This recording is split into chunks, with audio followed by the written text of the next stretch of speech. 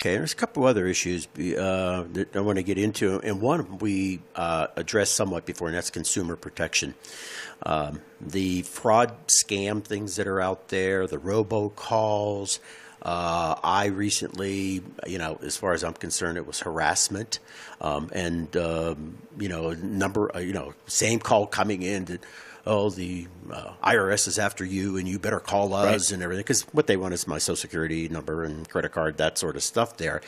And fortunately, I subscribe to this app. And so anybody that's listening, this is really helpful. And it's called Hiya, Hiya. Just download that Hiya app onto your phone and it'll start screening those calls out. But, some of them are just like, hey, we want to, help you with your business, that sort of stuff. It's essentially harmless. They're more irritating. Then you get these others that, as far as I'm concerned, they're threatening and they're harassment. Is there anything you could do at the State Attorney General's office about that sort of stuff and others as well? Yes. The Attorney General has a unique and important role in consumer protection throughout the state. So you mentioned the robocalls. I'm on the do not call list, and I imagine I'm like most of your listeners, where I still get calls all the time. Mm-hmm. I got a call recently, Jerry, offering me a free trip to the Bahamas. I turned it down for two reasons. First, because I was supposed to be on the radio with you today. Thank you. You got your priorities right. Yes. And second, because I knew it was a scam.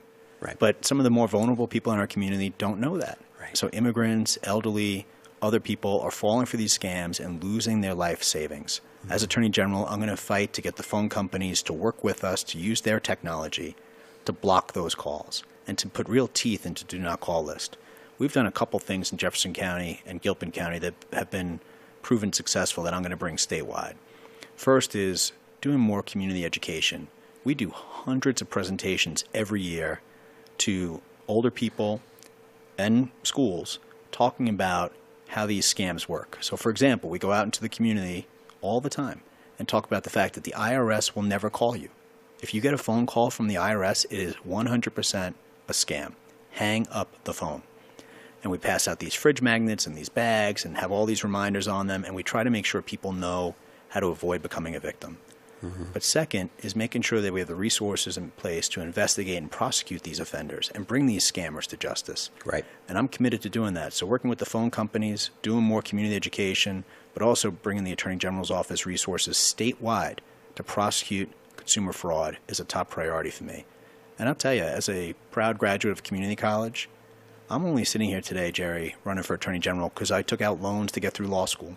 Mm-hmm. So I'm very passionate about protecting students who are being defrauded criminally by for-profit colleges. Mm-hmm. Our current Attorney General has done zero.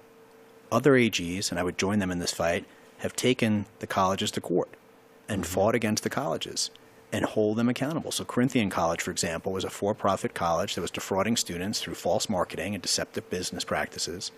Corinthian College had to pay $1.1 billion, not million, $1 billion in fines and restitution. That's the kind of work that the Attorney General's office can and should be doing, and I'm absolutely committed to standing up and fighting for the consumers of Colorado. Wasn't there another one, I think it was called Trump University? Yes, I've heard of that as well. And I don't find it to be much of a coincidence, Jerry, that after paying $25 million in a settlement, that Donald Trump's administration is trying to pull back the protections that the Obama administration put in place to protect students. So the Obama administration put in protections to help students who have been defrauded, criminally defrauded, by these schools. And Betsy DeVos, who's the head of the education department for Trump, is trying to roll those back right now. And I don't find it a coincidence that Trump just paid $25 million for doing the same kind of thing. No, I hear you. And I'm just going to segue a little bit over to this other topic, too, because you mentioned about the youngest college students. And I call it the McDonald's effect, that, the happy toy. So when you go Happy Meal, I should say, when they're 3 years old, you take McDonald's and they get the little toy, and then they're addicted to life on, junk food sort of thing there. But then our young people go off to college, and the first ones that start assaulting them are the credit card companies. Right. And they don't think anything of it, because all they want is the pizza or whatever. So it's a quick meal, well, $10 here, $15 there. Next thing you know, you got a huge chunk of change. Add that already on top of these obscene tuition rates, et cetera. When they get out of school, they are massively in debt. Right. Credit cards, et cetera.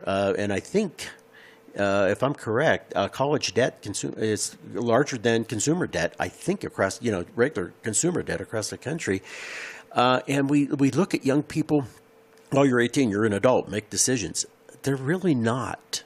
They're just kind of getting their toddler's legs underneath them in the adult world, and they need a lot of support.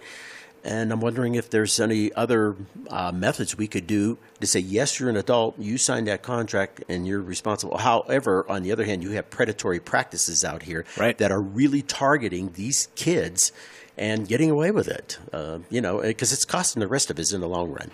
We're all paying that bill. You're absolutely right, Jerry.